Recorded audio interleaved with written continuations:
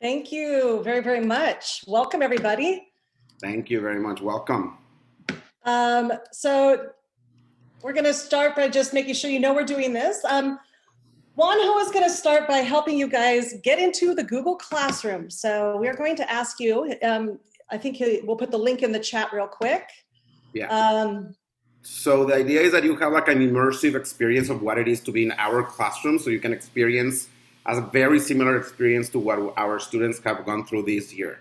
So we do use Google Classroom to share everything with them, and so we have created a Google Classroom class specifically for this session that it is very important that you join because that's how we're going to be sharing all of our materials with you. So if you could please, we have a link, and if you give me 1 second, I will get it to you. That it's easier for you to just click and join, or you can go to classroom.google.com and then use the code on the screen to join. Either one will work. Let me just give you the link. The link is on the chat if you just want to click on it and then join. It will require you to use a Google account. And if you use Google to, in your class, like a school account for Google, that might not let you be used to join our class. So you need to use a personal account. It is important that you join also because that would give you a more immersive experience. So thank you. The code and the link are both on the chat right now.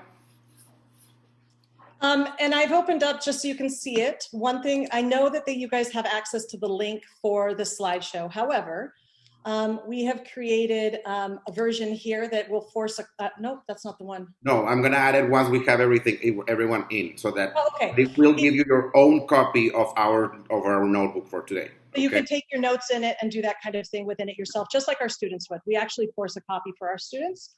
They do learn how to add slides as things change over time because, well, usually we don't have the entire unit created at the beginning of the unit, as you know, reality is. So I'm going to go ahead and get us started while you are loading in and just sort of do some introductions and things. So the first bit is there is a slide, our third slide. You'll find our notebook.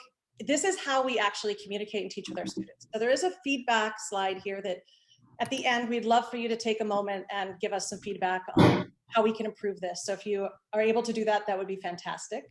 Nola, sorry to interrupt. There's a lot of questions in the chat about not being able to join the class. Okay. You need to try and use a personal account because that's the only way that might let you. Why don't we just put the link to the notebook in there for right now, and then we'll see about getting them added to the classroom. Yes, definitely. So I'm going to introduce myself while Juanjo's adding that. So Juanjo and I are teaching partners. We teach grade 6 science together at ASFM. This is actually our first year teaching together. And I will tell you that I love having an amazing teaching partner because it makes a world of difference in the creativity we have. It makes a world of difference in, I think, the experience our learners have. So I'm always an advocate and a fan of finding people that you can share thinking with. It's always hard when you're the only person in a particular subject at a particular grade level. But if you are, it's still amazing if you can find somebody to bounce ideas off of. So I've been very lucky that Juanjo has been with me on this journey. And just briefly about me, I come from a background of traveling and living around the world. So I've been in Shanghai. I started in public schools in the US and California. I've been in Shanghai, Mozambique, and now we're in Mexico as a family. So we're obviously very excited and happy to be here. It's been amazing so far, but strange because I've actually only met Juanjo in person once last year when I was on a transition visit for 5 minutes. So we've actually never met in person. So that's the reality of this world, isn't it? Yes. Thank you. Thank you, Nola. And yeah, it's been a great year. As she said, we haven't met in person. We haven't worked together side by side in person at all. We just met once last year. And I'm Juan Moreno. I've been teaching this is my 16th year, 10th year at ASFM. And, I've been learning and growing, and I've been, distance learning got us all off guard, but I've been blessed with great teaching partners like Nola that have helped me, discover great things. And this is what we're here to share with you today. And so welcome and thank you very much. Just a note, I added a link to make a copy of our notebook in case you were not able to access a Google Classroom, okay? And we apologize for that. We don't know what the problem is. So our agenda today, just to get you started, is we're going to introduce you to this idea of learning loops because it is foundational to how we've organized our notebook. So at ASFM, teachers have co-created with Sasha Heckmann what we call learning loops. The intention of them is to make the learning process transparent to learners. There's a document here that you can follow that I'm not going to take a bunch of time with right now because you'll get the idea of it, but it talks you basically from a student perspective, what does it mean to be a learner in each phase of the learning loop? So it talks about like what questions would you ask yourself if you're in the engage phase and if you're in the do phase or if you're reflecting, what do these things look like? Some of it will be explained through the course of the notebook today as we go through it. But I just wanted to share that, you know, when you're wanting to dig a little deeper and understand more, it's here and you can explore it further. So the way the notebook is organized is we're going to start with a launch. And then we're going to go through learning loop 1 together, and learning loop 2 will be independent. That's going to make more sense as you see how this rolls out today. So a learning loop is like a chunk of a unit. So if I were to summarize this, and we create units all the time that last maybe, you know, 3 or 4 weeks, maybe 6 weeks. What we've basically done is we've taken our learning unit, figured out what it is that we want the kids to learn, and we've created, like you would do with your lessons, we've created these smaller chunks and put them together into what we call learning loops. So that will unroll and make some more sense, but I just want you to know that that piece is going to happen, is that there's a together piece and independent. We're going to go through loop 1 with you, and loop 2 will be independent. It will make sense when you see it as we get there. Please ask questions in the chat as we're going along. We're going to do our best to monitor it. We're lucky that we have a support person here who will also help monitor, so hopefully that will help. And then the really important thing is that Juan is a master at creating little Loom videos for us. We use this all the time with our students. If you haven't started figuring out Screencastify or Loom or doing something, we use mini videos to support our students' learning constantly. So they're embedded throughout this document. That will help you like go back and like if you want to hear us talk about it again in more detail, it's definitely there. So thank you. We always have a table of contents, but to be honest, we probably don't use it very much. That's what we were sort of laughing about, is that I don't know how much the kids actually use the table of contents, but it's there. So let's get into the launch. Let's get into some inspiration for why we're all here and what this is about. I'm going to share this short video. I know you can see yourselves for a second there. I'm going to share a short video from some students actually, I don't remember where they are. They'll say. So we'll find out where they are. When I was told that we were doing online school, I was kind of skeptical. I knew it was going to be something weird because it's something, we haven't really done before. I was kind of upset at not going to school anymore. I was going to miss all my friends, but online classes aren't that bad.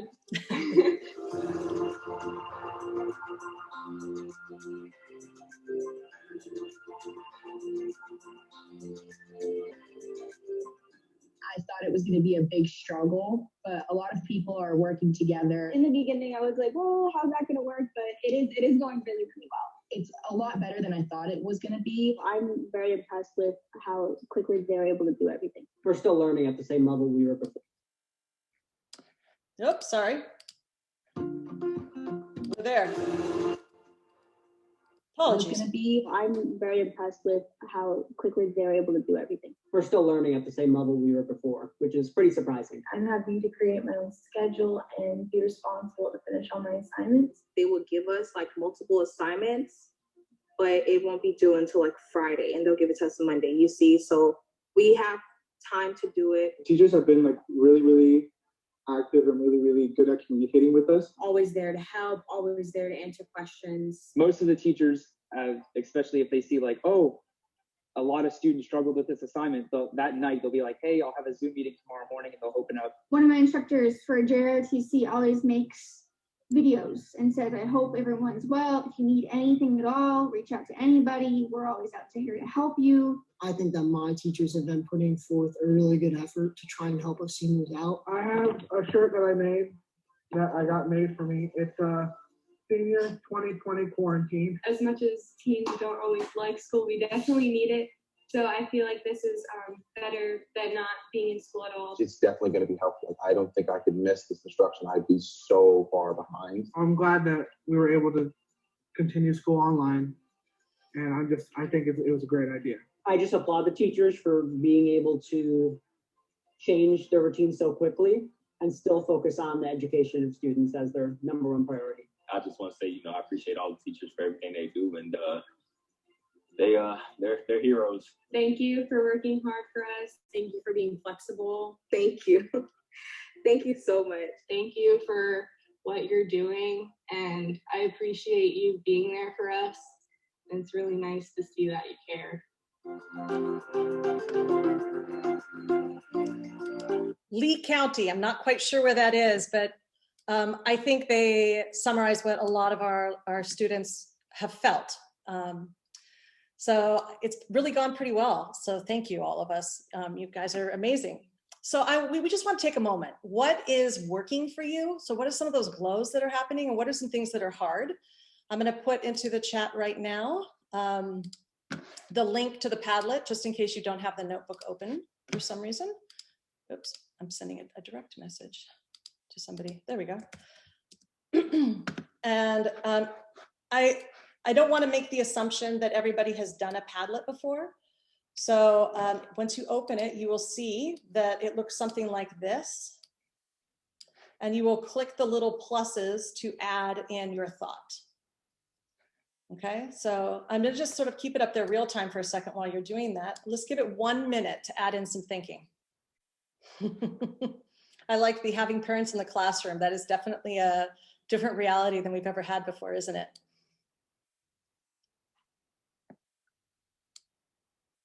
Yeah, well, these things are hard, aren't they? The tools and being a parent in all of this, or just personal time at home.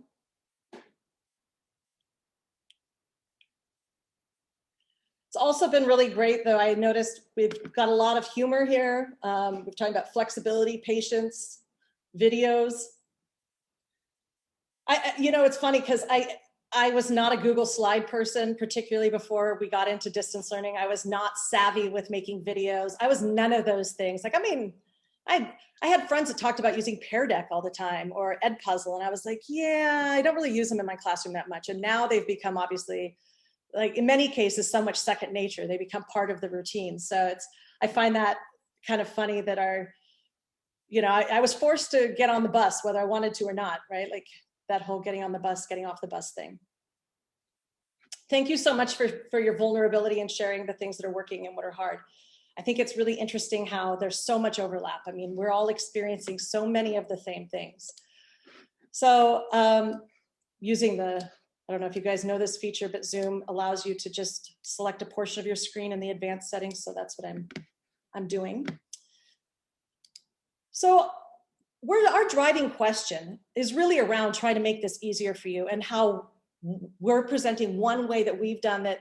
It is a lot of work on the front end, but once it's in place, it's provided a lot of opportunity for us to really individualize and have personalized conversations with our learners. So our hope is that by the end of the session, you can answer this question of, how do I meet the differing needs of students online or in hybrid learning through a centralized tool? So we're going to start with learning loop 1. And again, this is that idea of how we've chunked our thinking for you. And our driving question for learning loop 1 is really about, how does the notebook structure and classroom organization promote students' ability to know where they are, know where they need to go, and allow them to make a successful plan to get there. Because although we're science teachers, we're really teachers of learning, and we love science, don't get me wrong, but we're even more love making sure our learners know how to move forward in their learning process and their learning journey. So our first slide that we'll engage them with is around the guiding questions. What are the things that we want you to be thinking about as you're working through the learning in learning loop 1? We want you to be thinking about this idea of student agency, also called learner agency. We're going to use both terms simultaneously today because they're become synonyms. We want you to be able to articulate to some degree why it's important for long-term success. We want you to see how it can be scaffolded, and hopefully you can identify some components of that. That you'll be able to know how to progress monitor learning, and that you can see how assessment could be, one way assessment could be scaffolded so that you don't end up with a huge chunk of assessing to do at the end of your unit, that it can be sort of pieced over the course of the unit, and it becomes much more manageable. I will say that since we've started doing this, my assessment practices have become much more manageable. And I'm sure Juan Ho can agree. Are you finished with the tracker now? I am finished, yes. He was creating something in the background, so I've been taking the lead for a minute so that he could do that. Yeah, I just wanted to clarify because there's a question on the chat. Yes, so when we're referring to a notebook, is this slideshow that you're seeing. So what you're seeing, if you are in Google Classroom, you already have your own copy. If you were not able, and I apologize for that again, the link that we shared earlier, and I can share it again, you can make your own copy. And this is, the goal of this session is to show you how we have used one single tool to put everything there for our kids so they don't have to be looking through pages, different LMSs and things to find what they need for learning. So this slideshow, it's actually a notebook. We call it their digital science notebook. And you will now have your own that when you see the examples is very similar to what we use for our kids. So when we say notebook is, yes, this is slideshow that you're seeing right now. Thank you. The second thing we provide our kids is the success criteria. So if we want them to know where they're headed and what they're going to do, we want them to know what the learning intentions are. So what do we want our kids to know? And those are obviously going to be less effective without success criteria. I'm not going to show the videos here, but if you want to know more, you can dive in. As I said, there's a lot of time-wise, in an hour, you can only do so much. So if you're wanting to know more about this idea of learning intentions and success criteria, you can check it out. If you are familiar with John Hattie's research around, he's a man that does meta-analysis, a researcher that does meta-analysis on education. He has found that teacher clarity has an effect size of 0.75, and that is the idea of learning intentions and providing success criteria to your learners. And what that means is that basically 0.4 is a normal year of growth for a learner. So anything above 0.4 is a good strategy to implement, because that means that you're going to bump your learners' understanding of that, or understanding in your course, or their abilities in your course a little bit more, 25% more, or a little bit more than 25% more. So check out those resources there if you're interested in going for a little bit deeper dive. So what are our success criteria for you? Well, beyond the guiding questions, we want you to be able to define learner agency, identify those strategies within our notebook, and be able to identify how we've promoted it. We hope that you can see that there's a variety of tools that promote accountability and can recognize those. We're asking you to identify how developing learner agency allows for effective and quick feedback, and how we can design loop level assessments that build up to a final assessment, so your formative and summatives. And ultimately, we hope you walk away with ideas on how you can take this back to your own classroom and differentiate for learners in your own class around student agency. So the first thing we always ask our learners to do is dig into their prior knowledge. We want them to know, as we're going into a loop, what is it we are going to be thinking about and what do they already know? So there's a very short 10-question quiz here for you to see kind of where you are on this continuum of knowledge that we're going to be covering. So it's in the chat right here, just in case you don't have access. And I'm going to give you like 1 minute because it's not very long. So I'm going to give you 1 minute to take it real quick, and then I'll show you what to do with the information that you get. Sorry, I was answering something on the chat. What was that, Nola? Oh, no, you're doing great. I was going to say, do you want to, I just realized I've been talking and talking. I was going to say, you should tell them what they're going to do with it. With the information they get from the quizzes? Okay, so after you do the quizzes, which is like the pre-assessment, you get an idea where you are in what we're going to be learning today, and then you're going to choose which areas you need more practice on or you need more information, and which areas you feel you are already there. By moving these I can statements, you can track them in your own notebook to tell us if you feel like you are, in the first line of the continuum, which is shared, which is, I have no idea what this is, I need more information, I need a teacher guidance, I need to learn about this. or if you're guided, which means I think I know, I have an idea, but I need more information to be able to meet the expectation. Or if you're independent, which means you already know that, you are good at this, you have been applying it yourself, or you're leading, which means you could join Nola and I in teaching others about this particular topic. And based on where you place yourself in this continuum are the activities that you as a learner are going to choose to engage in to make sure that by the end of the unit, you or this learning loop actually, you are meeting the expectation or the standard in all of those I can statements. So this is how our students get information of where they are, and they can make a plan on how to proceed in their own learning. And we do that in every unit, in every learning loop or lesson that we're planning. If you think of loops for us are like a long lesson. So they have, a lesson if it was multiple components within it, that for us is kind of the time frame. So there's, if I were to bring, these are what, 1, 2, 3, 4, 5 ICANNs that we've brought together, that becomes our loop. I don't want to rush them. I was feeling bad. I'm like, I just realized I'm rushing them through their stuff. So apologies for rushing you, we were laughing that both of us talked too much, so. Well, we should rush them because we're almost halfway through our session, so. That's a great question. Yes, oftentimes, it depends upon what it is. For this instance, it was easier to do a quizzes kind of thing. Yeah, definitely. We're trying to do some flexible pacing for you today in a non-flexible environment.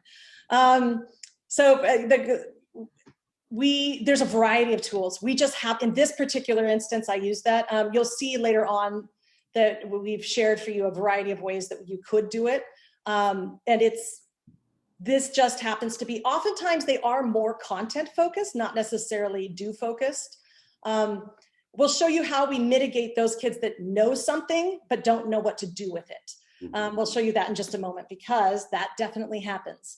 So here's the next step. Once they've identified where they've placed themselves, so you moved your boxes around. Once you've moved your boxes, you're going to be identifying a goal for yourself. What is your goal in this loop? And we usually ask them to identify both an academic goal and a social and emotional type goal. So something that's around the skills they have they're working on, could be something academic. We also provide scaffolds for them because, well, we teach 6th graders, and well, 6th graders, why is my link not working? Is the link blank? Oh, let me fix that very quickly. Move on. All right. Well, check it out. We give scaffolds for them with some sentence frames and things like that to help them get started, because particularly with 6th graders, they often don't have the tools yet for this, and they're new at it. So we're asking people to do something they haven't done before. To honor time, I'm not going to ask you to fill that in at this moment. We're going to move on to what we call the do. So this is the heart of the notebook and the heart of what the activities are. So we refer to the stuff that students will be learning about is in our learning experiences, and they connect here to our I can statements. So you'll see that this row is all connected. We ask students to provide evidence of their learning. And I think it's really important to know that, yes, we're asking to provide evidence of their learning, and yes, that's for us, but more importantly, evidence of learning is for them. And we really emphasize with the kids that, what you put in effort-wise here is going to determine how successful you are at the end, because these are your notes. These are the places you're going to keep all of that information. And so I know it looks a bit overwhelming at the moment because it's the first time you're seeing it, but all of this loop's information is hyperlinked here. And this is where pacing really becomes available to the learners, because they're able to see, okay, I need to learn this, and this is the experiences they're suggesting I do, and here's how I'm going to demonstrate it. Here's how I'm going to show it. So we normally would allow our students, as Juan mentioned, decide where they are at in the process, and then they could choose to skip or not one of the learning experiences. But we do ask them always to demonstrate their evidence of learning, because this is where the catch is. If they think they know it and they are like, well, I'm just going to skip it, well, then show us you know it. Give us some evidence of that, because it's going to be important for you at the end, and you're going to need to demonstrate it in a whole picture kind of way. So make sure you have that information here. So yes, you could skip this, but you need to have this. So we're going to ask you right now to pick. You can either, and this will be about a 5-minute total activity. I'm going to show you the whole activity before you begin. You can either watch this video on learner agency, which is about 3 minutes long, or you can read this article, which is about a 3-minute read. And then you're going to use that, you can use the hyperlink, and you're going to jump to this slide to identify, more importantly, this is the part I really want you to focus on at the moment, how is learner agency defined? Okay, so we're going to go with 5 minutes, and by the end of 5 minutes, I'm hoping you have in this box a definition of learner agency. And yes, we're going to be sharing them out. So just a little bit of heads up on accountability. Take a moment to check out your options of whether you want to read or watch a video, and you may select that. So we'll start sharing those right at 3:20. Any questions before? Yes, there's a very good question about it says, are these I can statements always scaffolded? Meaning these would be different levels in the rubric. So they are always scaffolded, and they are building towards the meeting of our rubric in the summative assessment at the end. And so like we are using, and that's coming up later, we're using a single point rubric for summative assessments and formative assessments, where we're just telling the kids, this is what it means for you to show us that you're meeting the standard, you're meeting the expectation. And so these I can statements, yes, they are scaffolded to create like a process of how to get there. I don't know if that answers the question. Yes, perfect. And that goes also, and you'll see in the notebook, the last 2 slides, we left them there. That's like our behind the scenes thinking process that Nola and I go through when we're unpacking the standards, and how we start, like getting the vocabulary first, and then letting what are like the skills they need and the content they need. And then we'll start building how they start building our I can statements. And then. All right. So as you come back, we're going to do something, I'm sure a lot of you started to see this, it's become very popular recently, but we're going to do a waterfall chat, which means that if you would copy and paste your comment into the chat, but don't push send yet, I will count down, and then we will push send all at the same time, so it waterfalls into the chat. So I will give you just a second to get it in there, put your definition in there, and then let's go ahead and, ready? We'll go 3, 2, 1, waterfall. Awesome. So what I'd like you to do as now with the next step is called a chat review. If you haven't done this yet with your students, it's really a great thing to do. So you're going to go back for a second and find something about that inspires you. So here we have, I'm going to take one. So I'm going to copy one from a student. I'm going to put it into the chat. I'm going to use it as an example. And I'm going to say, I might ask a question.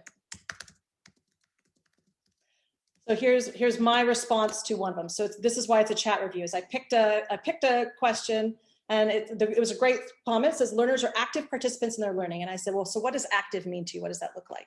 So I'm just pushing that one step a little bit further. So if you take just a moment and find another one that speaks to you, that you want to respond to or add to or think about, just go ahead and take a moment to do that.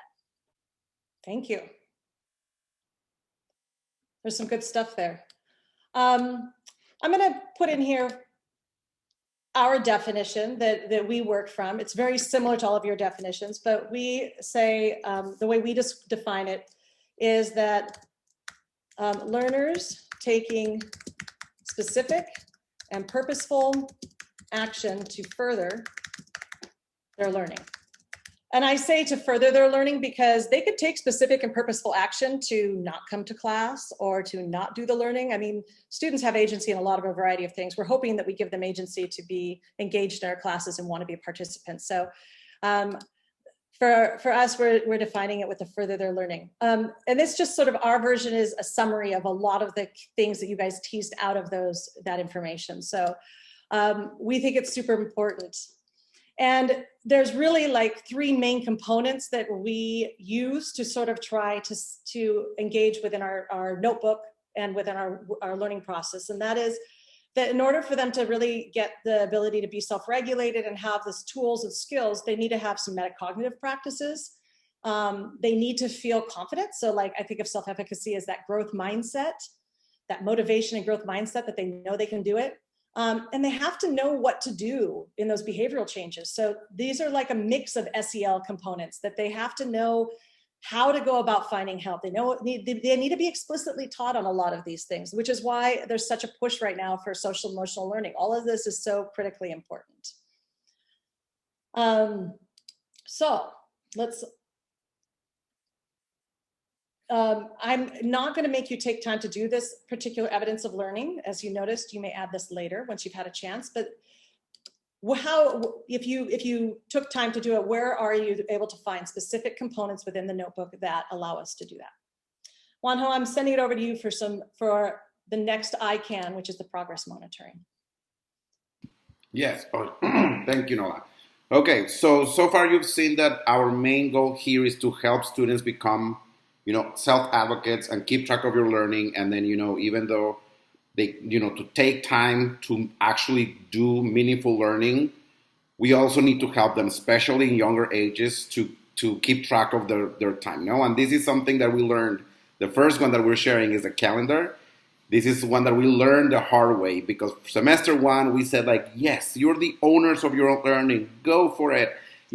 Make it yours. And then, one semester later, we're okay, you need to make it yours faster because we need to move, we have more content to share. So for semester two, we learned and we created a pacing calendar that we share with them since beginning of the semester, and we share with parents as well. We send an email to parents saying, this is what we're learning, this is what they're gonna be able to do at the end of the unit, and this is by when they need to be meeting.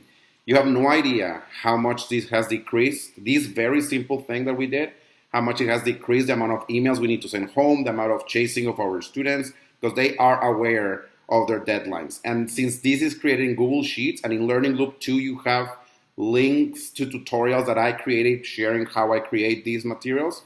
We can update it. Like, for example, last Monday, we did not have school Monday and Tuesday, basically because of the power outages in Monterrey. So we were able to update the calendar with any problem. And so this allows the kids to keep track of deadlines, what they need to be doing, etc. And then homework is set by the students themselves. They know, for example, that for Friday, they needed to be done with their Learning Loop 3 formative assessment, and they're not there yet. They know that they need to add that to their own calendar, to their own self-tracking device for assignments, so that they know that when they come to our next class, they need to be done with that to be able to move, okay? We do the calendar per unit. So we have a calendar per unit, and then that we put them, and it's tailored to each of our different classes, because I teach 2 sections of science and Nola teaches 5, and we see them in different days. So each calendar, and the link, we will share the links of all of these resources so you can see them. They can click on their own section to see where. It's actually already there. If you click on the calendar itself, it is a link. Okay, perfect. Thank you. So yeah, you can say, and then to make it match so that we are not in different places, we add some flex days when we have more classes with some sections than others. And in that flex day, they can use it to catch up or to deepen into their understanding, to be prepared for their formative assessment. They decide how they're using that flex day. So the calendar, it was super simple, and we know that everybody says that you should have a calendar shared with the students, but it's life changing. So that's one tool that we use. Next, please. Thank you. Now the other one that this is like, and then I created one for this particular session. If you want to take a look at it, and you can use it. You can use it as a template. So the idea here is that the kids have that slide where the magic happens that has all of their learning experiences and evidence of learning. They have the calendar where they know when they need to do what. And so when they come to our classroom, we're rarely doing with our students what we're doing with you right now. At the beginning of the school, of course, we have to train them and teach them how to do all of this. But basically, we use 10, 15 minutes of an SEL check-in with them. It could be watching a video together, talking about it, talking about the Super Bowl, talking about the U.S. elections, talking about the snow, whatever, just like bonding and connecting with them. And then it's like, okay, kids, off you go. We open breakout rooms. They go and they know where they are. They know where they need to get to. And that gives us the great time for us teachers to be conferencing and meeting with students one-on-one to see where they are, where they're struggling, what they need from us, encouraging whatever, like 3 to 5 minute check-ins with each student, while they're using this self-tracking device to tell us where they are. And then in Learning Loop 2, I have a tutorial that I created telling you step by step how I make everything work in this Google Sheet. And so once they finish Learning Experience 1, they tell us finished. If they decided to skip it based on their pre-assessment and the placement of their ICANN, then they say I skipped it. When they're done, they're done. They move along in all of the... Like Julie skipped. Yeah, like for example, Julie, she knows that she skipped it. Thanks, Julie, for skipping. Very good. And then, Susie, we check with them during class time. I would love to say that we check with every single student, every class, but that's impossible. And so we do make a point, we try to check in with the students that are the more behind in this tracker, but we also make a note of, okay, I haven't checked in with Dina Kelly for, one class, so let me make sure that I go with her just to see, maybe she doesn't need me. She's very independent. She's great, but I just want her to feel that connection with me, right? And then they keep going. Sorry, Nola, you want to say something? No, go ahead. Oh, when they get to the yellow column, that means you need to stop and you must conference with your teacher to make sure that you, in fact, are ready for the formative assessment. And so we use the guiding questions to have a conversation with them while we open their notebook and see that, in fact, they have all of their evidence of learning. We try to find if there's any misconceptions or anything else that needs more practice, and if not, then we just give them the green light and they move on to the formative assessment. So now, we don't have the clicker there. No, but sorry, I did it like I don't do mine. Only the teacher can update this one. A teacher. I see how.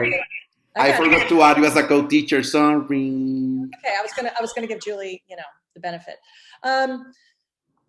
So yes, we'll show you one, Missy. No problem. We'll get to it in just a second. Julie, just to answer your question about synchronous versus asynchronous, it's synchronous. We're together. We have kids come to class.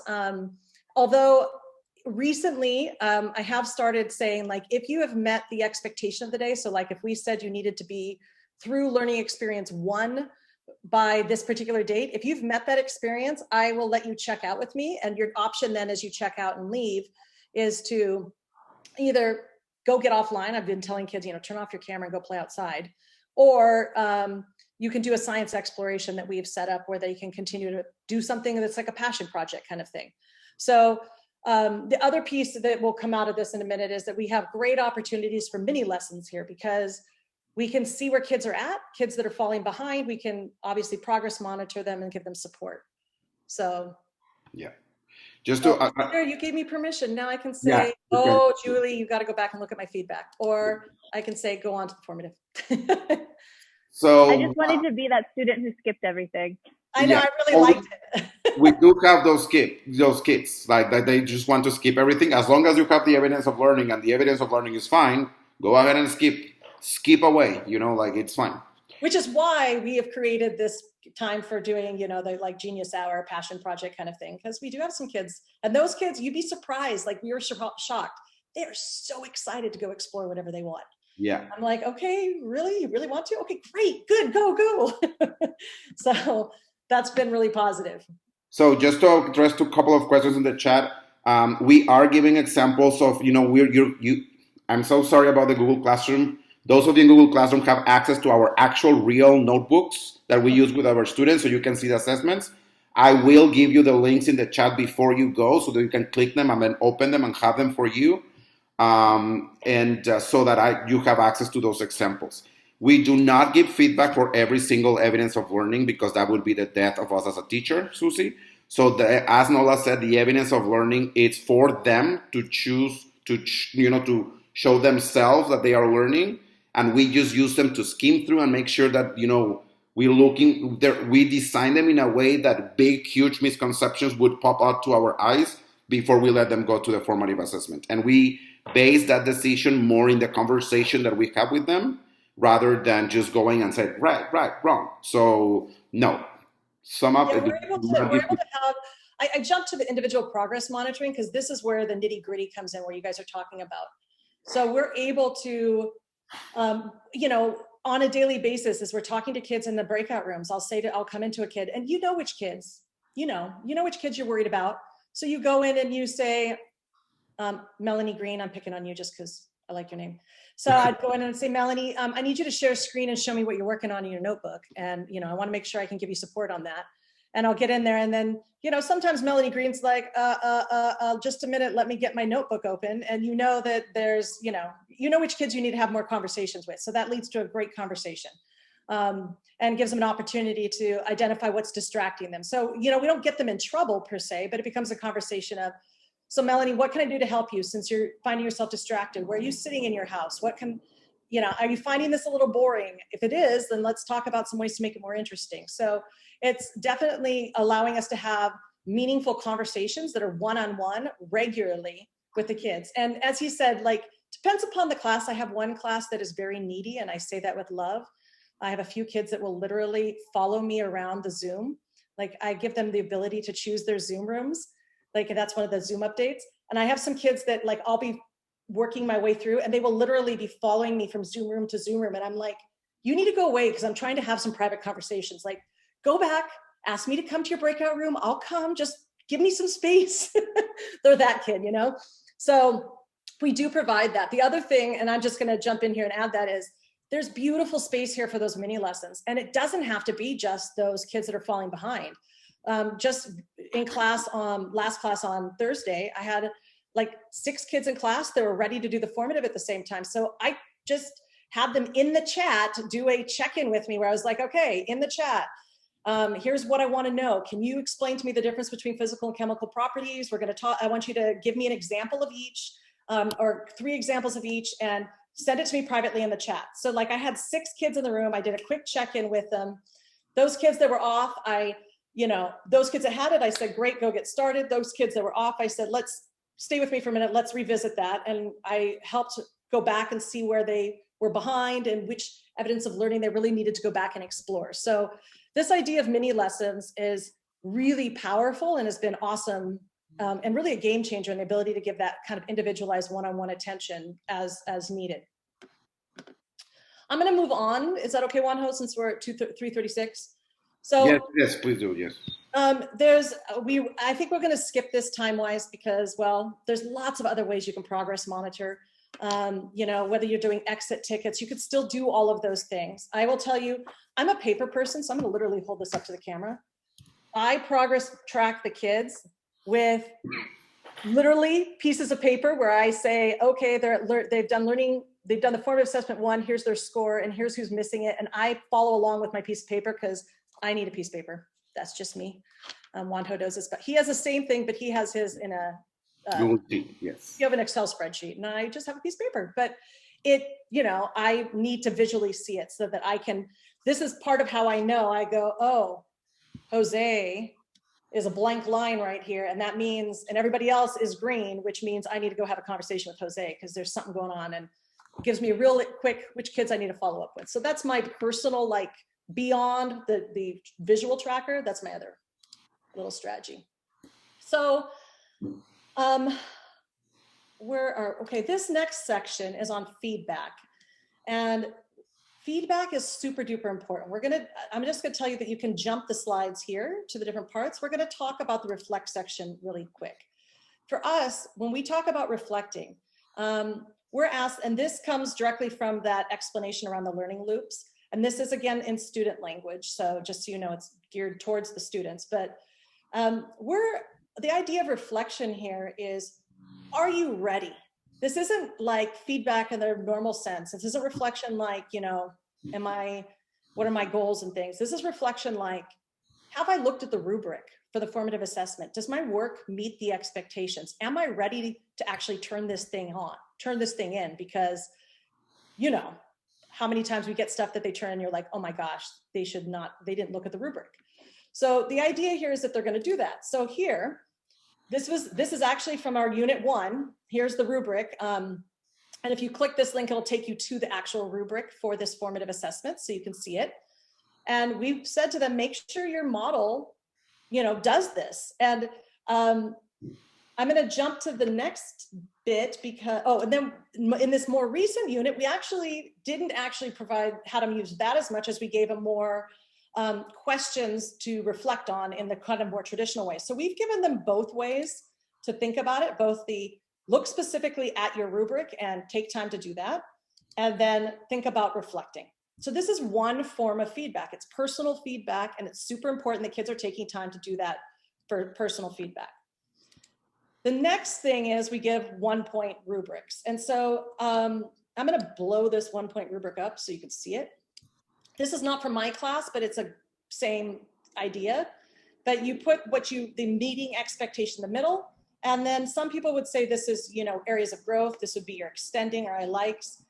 It allows for a lot of flexibility. And the most important thing here is, and this is the thing that is most powerful to me, is we're telling the kids, we expect you to meet expectations.